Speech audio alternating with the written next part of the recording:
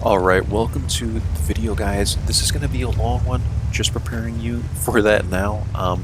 We're going to be looking at 3 mastery games in the T54 lightweight. The first one is going to be on studs, and I've played this tank quite a bit recently. We were able to have some good matchmaking, good teams, I guess, good games, and I ended up getting 3 masteries in the last I don't know, like 20 or so games that I played in this tank, however many it was.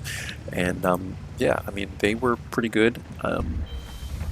I don't really remember them because these have been sitting on my desktop for like 2 weeks, so just bear with me as I commentate over them. I'm not really sure exactly what happens, but I just know that they are, all 3 of them are very good games. So we're here on studs, and what I actually decided to do is come to A5. A5 is a decent area to get shots at the heavies. At first, sometimes you will have opponents that will want to do the same thing and they will spot you over here. As it turned out, this wasn't the best decision for me. They did funnel through the middle of this map. It might have been better if I could use my gun over here at least a couple times and then run away, so this wasn't as bad. But yeah, as it turned out, that the A5 play just wasn't the greatest of plays to make. So what I'm going to do is I'm going to sit here, and this is something I like to do. It's I will note that I'm running CVS, optics, and binocs, so my view range is basically the tank is set up for spotting, you know, directly, right? Like this, this thing that I run with binocs, CVS, and optics, this equipment setup is strictly for spotting. So using this bush line might not be as effective if you don't have CVS and binocs, but I like to use this bush, so I'm showing you this play. It might be a little too passive for some, but I'm showing you this because I realize that all these guys won the middle of this map, and what I want to do is try and find shots at these guys coming across, because I think that some of them will try and press this way. A lot of people will sit right in this little ditch area and try and poke shots at like where the Samua is sitting. I am trying to counter that. That's really why I'm sitting here, and you can see like I have a shot at the 430, and these are going to go in for the most part. I mean, this tank has enough accuracy for, I would say, at least 2/3 of these shots to go in, so I'm very, very comfortable here. Again, you might not like this bush line, you might think it's too far away, you might think it's too passive. I don't mind it because I feel like, you know, we're also countering like the T49 here, and you know, I think it's a good, you know, place to sit for me at this given time. So now that I've explained that, we're gonna fast forward a little bit here. I like to get through these videos. I have 2 more to bring you, and yeah, the T49 is being very aggressive here. Like, this is not something that I would do. I don't really like running through this ridgeline because you're not as safe as you think. We're getting a shot at the standard B there. You're not as safe as you think here running through this ridgeline. A lot of times the heavies will get shots at you and stuff because this becomes very open right here, and people don't realize that. Even up into like here, the heavies can still get shots at you, so keep that in mind. We're still kind of doing a little bit of spotting here, I guess, and we are, you know, looking for shots. We're at 1,045 damage, 814 assist, and that's not bad.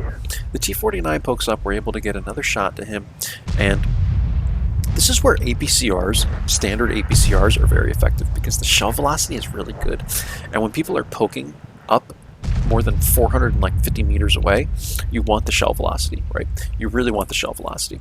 So I'm going to slow this down a little bit. You can kind of see what's going on here. I do have a shot at the M4 Wise cap, but that's never going to go in. Like, I'm not even going to bother taking that.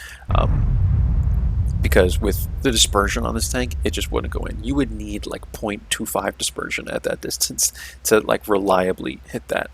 So I would need to be in a TD. This dispersion on this tank is like 0.4. So yeah, at 400 meters, that's just not going to work. 1,300 damage, guys, 800 assist. We're working on it, right? This game, we had to be pretty patient because the enemy team won, in my opinion, one of the most important parts of the map, this ridgeline, the bottom south ridgeline, I should say, where you can poke up and make all these shots. And yeah, it's hell for people like the 705A because, you know, they can smack shots into you like this, but he does a good job of crossing this very quickly and not stopping in here where he can get hit. So What I'm going to do is, because I know that this team now has most of the south, why not try and push the north and see if we can maybe flank. So I'm going to come around here. I see that the M41 90 GF is a one-shot. I'm going to go ahead, focus my shot on him. You know, I just pause there for maybe a half a second, make sure this shot's going to go in because I don't want to miss, because I know I'm going to be spotted right away. And yeah, now we also have shots at the M4Y, but knowing that this guy is dead, it's likely that the T-44 has basically effed off from here, and I'm not getting hit from here. If I were to get hit from here, this is something to note that a lot of people, other people might show you this replay and not show you this. This is a common area for people to sit when the north is pushed. If I were to get hit from here, the first thing I would do is start running back this way. I might even run back up the hill, but just keep that in mind. Like, I feel like a lot of people don't explain this when they show you replays, especially if you watch like Lacho World of Tanks replays. There's no commentary, there's no camera, they're just showing you a replay. I feel like you don't learn as much from that. It's a great channel to just show replays, but I want to emphasize this to you. If you're going to get hit from here, guys, get out of here. I wouldn't try and rush this, because if you rush it, you're going to get hit even more, and these people can pull back in the bush and, you know, whack you. Also, another thing to note, notice that I'm at full HP, and that's another reason why I'm being so aggressive here against the M41. I'm able to even get whacked here by a big TD and be able to recover from that. But as you can see, the only person that likely would be here is like the T-44, maybe the TNH, because he hasn't been spotted. But this is another thing to know, and this is why I like to pause and just explain everything to you guys, because I feel like I don't do that enough, and I feel like a lot of other people don't do that enough. But there's so many circumstances that go into making a decision. I'm full HP, a lot of the enemy team is spotted, you know, things like that. So anyway, let's move on.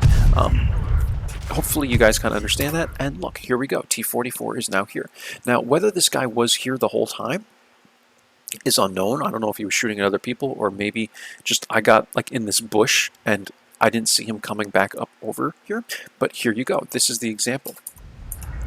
I'm explaining to you guys, and now this guy has gotten 2 shots into me. At this point, now that I know he's a one-shot, I'm going to push, and I know that he's the only one here.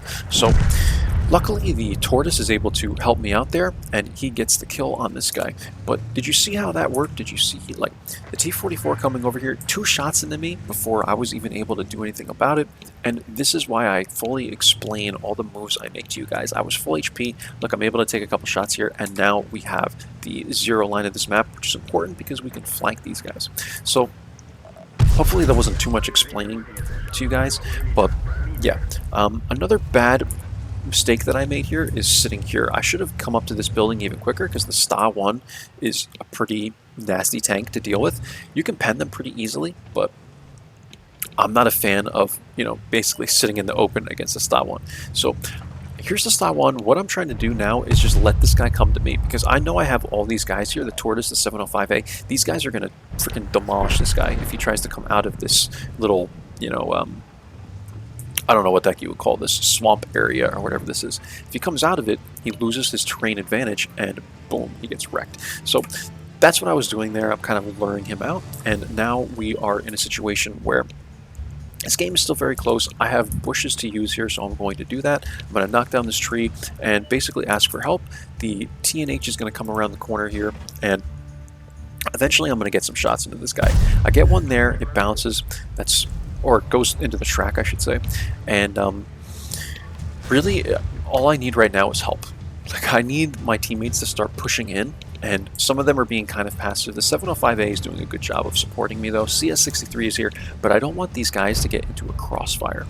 That's where you have to be careful. 704 is here. I'm able to kind of spot him there. I'm going to pull back, use the bush line to my advantage, pull back so that the bush is solid, and take my shot so I'm not spotted, guys.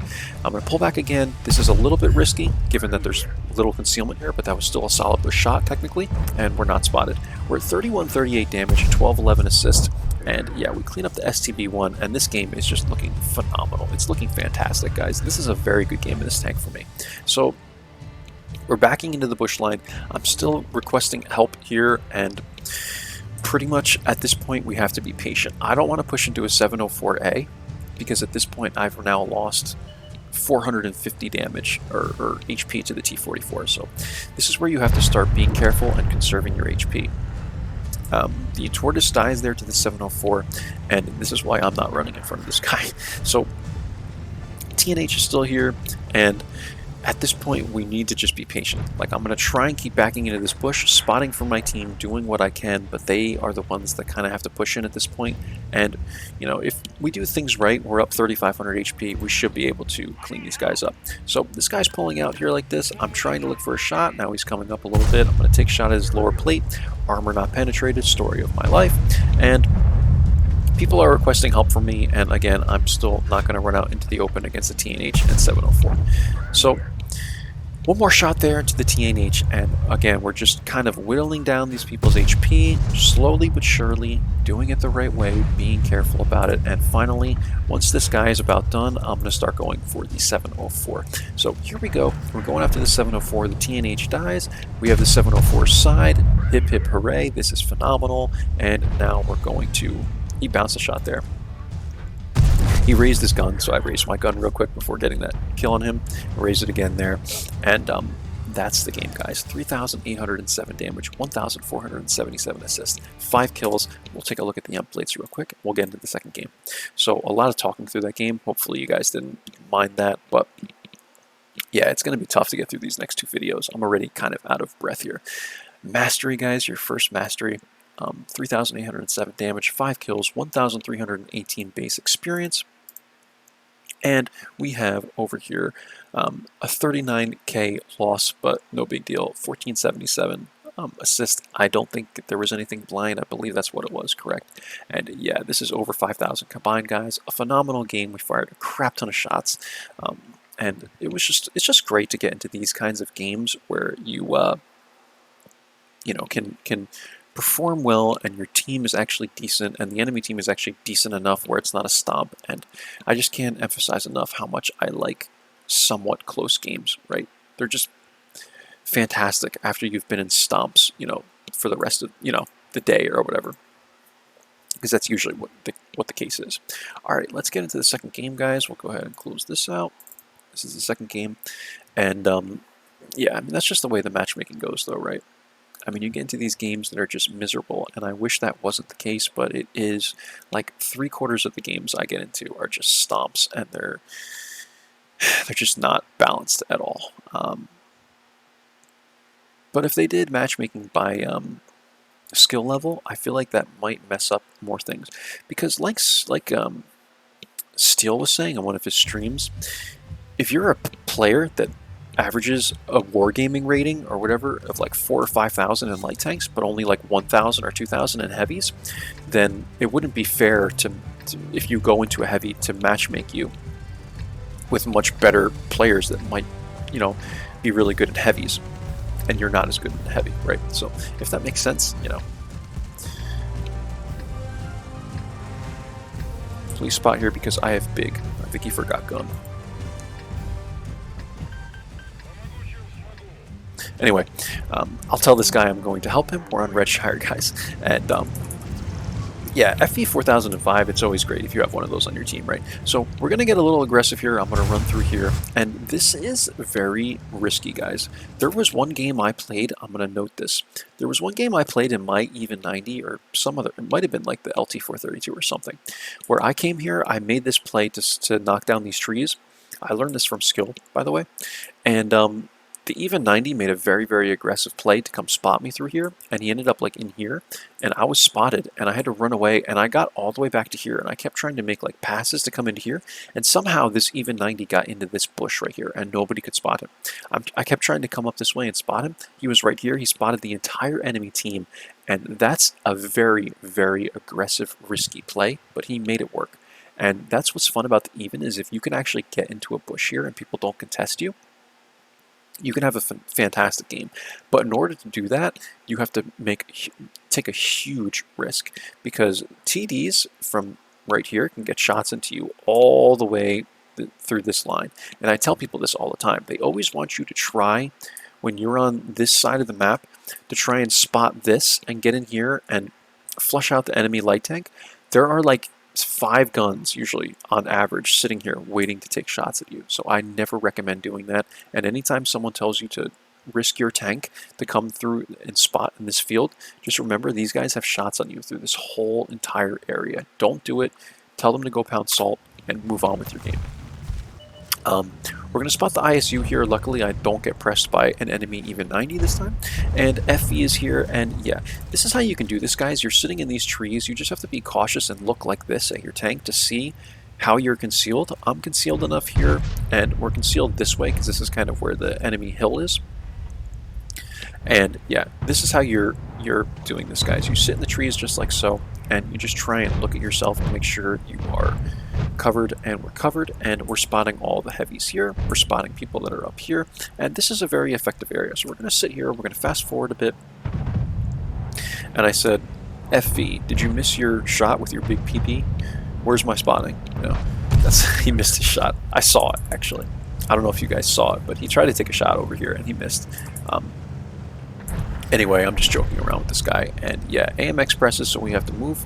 And now at this point, once I'm spotted here, I don't like to try and risk, you know, anything here. I don't like to take any chances.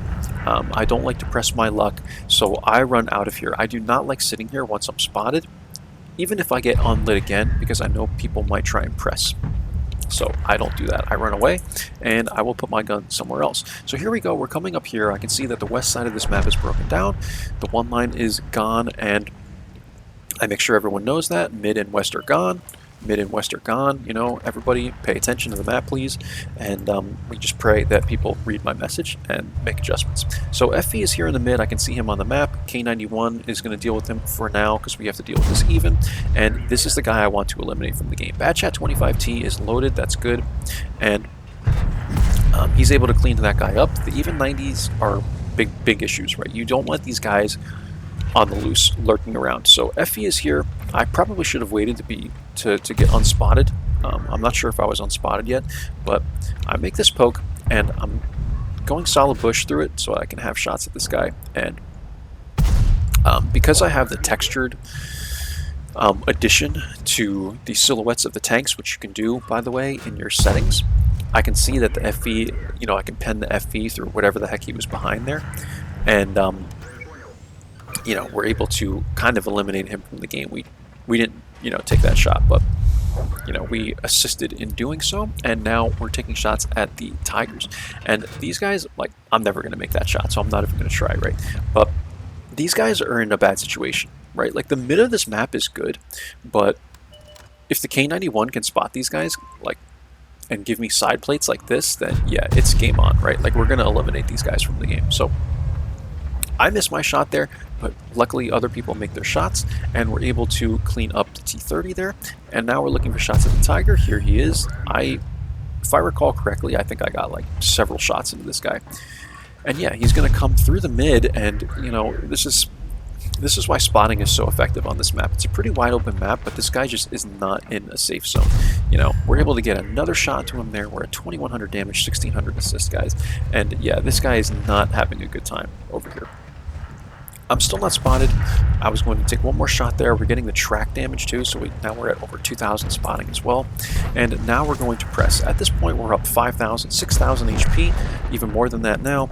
And yeah, this game is basically over. We're going to press as quick as we can, get as much more spotting and damage as we can. Once the game gets to this point, this is where I just YOLO forward because I want as much as I can. Right? I'm greedy. We're going to auto-lock the SU. I think that shot misses, but no biggie. I'm going to run after the Batchat 25T. I know this guy can likely clip me out, but I'm just going to run right past him. Now I'm going to auto-lock Artie, and I'm going to run away. Actually, I use the Artie. Sometimes I'll do this. I'll use the Artie as like a shield. Batchat 25T is coming around. He's running circles around me. He wants me badly. I don't blame him. Someone hits me instead of the Batchat. I'm able to clean up the Batchat, and now we're going to go after the Panther. We get the cleanup shot on the Panther for 230 damage, guys, and 3,008 damage, 3,099 assist. This is like 6,100 combined or something like that. 7 spots. What do we get? 2 kills. Yeah, what a game, right? I mean, geez, I'm going to lose my voice trying to talk through these games, guys. It's a lot of talking, but just bear with me. So let's take a look at the end plates for this one. Your second mastery, ladies and gentlemen. And yeah, we'll just start with the detailed report and go the opposite way this time. We made 7K actually with the premium 3,008 damage, 2 kills, 1,243 base experience. Again, this was a mastery. We got our couple of badges here, and yeah, look at that combined score, guys. Just absolutely beautiful. So I believe I did apply the bonus to experience. I sure hope I did for this one. And let's get into the third game. So we did studs, we did Redshire. Let's see what this map is. I really don't remember. I really don't remember. These have been sitting on my desktop for 2 weeks. These 3 replays, because I was going to do them last week, but I did like 6 other videos, so I saved this video for today. And yeah, it takes me about a week usually to get these videos out to you guys. Like, it's the 10th right now. I might not get this out till the middle of the month. So this is going to be on Malinovka, and this one should be pretty exciting, right? It's encounter mode, and yeah, here we go. So let's get into it. This is tier 9-10 matchmaking. And pretty much every single time I get into these games, what I do is I either go into this bush or I run up here and try and get my initial spotting, right? So I'm going to come up here, I'm going to get some initial spots. Here we go. Spot the E100. We're not spotted, which is good. We're getting 811 assists here. And yeah, your pretty standard route. I'm going to run away from here, make sure I'm using the terrain to my advantage and not getting whacked by TD. And we're looking for some more shots. We spot the FV4005, and at this point, I'm just going to come down, get in my standard bush. At least I'm going to try to. I'm going to knock all these down.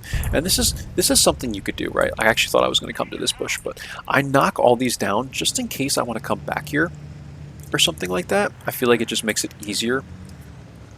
And also, like, if you knock this stuff early on in the game, people won't see it like exploding from a distance, because some people can see that. So if you knock it all down and want to get in this bush later, you won't hit it, and people won't know where you are and stuff like that. So I'm actually going to come all the way up here, because what I want to do is, the field is pretty much wide open, and I don't want to lose the field, because the hill is more important, right? But if you lose the field, people can actually come through here and get shots at, like, on your backside and side plates.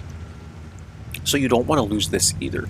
So I come down here, I'm trying to kind of, you know, spot, but we get outspotted here. By who? I'm not really sure. Let's take a look. It might be like the 1390 or something sitting here or sitting in here. So I know I'm spotted. I'm not going to try and take my chances here. I'm going to run away, and we can try and spot this area from, you know, some other place, or we could just run and take the hill as well and assist our team on the hill, because we've won the hill. So what I'm going to do is I'm going to make this aggressive play here. I'm going to try and spot this quickly. I don't believe I even get spotted here, and now I'm going to make the aggressive play to get into D6, your standard area for light tanks when you move up, right? This is a very, very good area because it allows you to poke up into this bush, usually without getting spotted, depending on where your enemies are, and you can sit here indefinitely, pretty much. But even running, you know, actually, I don't think I had CVS on this time. I might have run the wrong, I think I did run the wrong equipment setup. So I have optics, and that's it. But still, even with optics, you know, you think this would be easier, but it is not. So we're trying to kind of spot here, and yeah, this is where CVS really pays off. Unfortunately, like I said, I don't believe I was running it here. We're making all these passes, and we're not spotting anybody. And this is why being a light tank, guys, is very, very difficult. Playing a light tank is not easy, you know, especially when people can sit so far away in all these trees and all these bushes and all this foliage, and you just cannot light them because of the game mechanics. It's not easy at all, right? So T95 is pushing in. I want to sit as close as I can to try and get shots on any of these guys here. And yeah, the T95 is actually spotting him. So what I'm going to do now that I know that the enemy FV4005 has been eliminated, is I'm going to push with the T95. So I'm pushing in, and we're basically just auto-locking people, running right down the tree line, guys. This way I can maximize my spotting damage and damage at the same time, and you don't want to stop, right? You just want to keep moving, and that's what I'm doing here. I'm just trying to, if I'm not moving, I'm behind a ridge line or something like that, right? So here we go. We're going to get a shot into the T30 here. I'm going to slow this down for you guys. We've been speeding through this video pretty rapidly, but now that the game has come down, to the wire here, we're going to slow it down and we'll talk through this. So we're at 2,500 spotting damage. We're at 559 damage. We just got the kill there. We're at 3 kills, and we're doing pretty well, but this is still a close game. You always have to look at the HP and the amount of enemy tanks that are still on the team to determine how close the game is going to be, and this game is going to be close. You can easily outspot people on Malinovka and Prokhorovka and turn the game around rapidly, right? So even if this was like 12 to 8 and we were up like 2,000 HP, I would still be calling this a fairly close game. A couple shots from a TD and this game could be turned around. They still have their light tank. We have to be very cautious. So I'm going to run through here. This could be a slightly aggressive play given the fact that they could have someone sitting out in the field here, but at this point I don't think it's the case. I think these guys have come around this way and probably most of them are sitting in here. So I'm going to come up and poke like this, see who I can spot.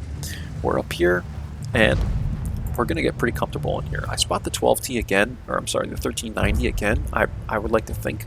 So, and yeah, then he comes out of the bushes even further. Oh, excuse me. So I know I definitely have this guy spotted, right?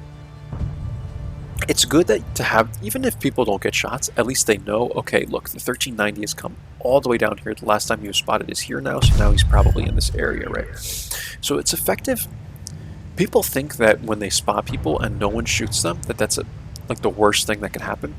But when you're spotting people, you're at the very least, giving your team information, right? So what your team decides to do with that is up to them. But even if you're making spots and people aren't getting shots, just know that you're still giving the team information.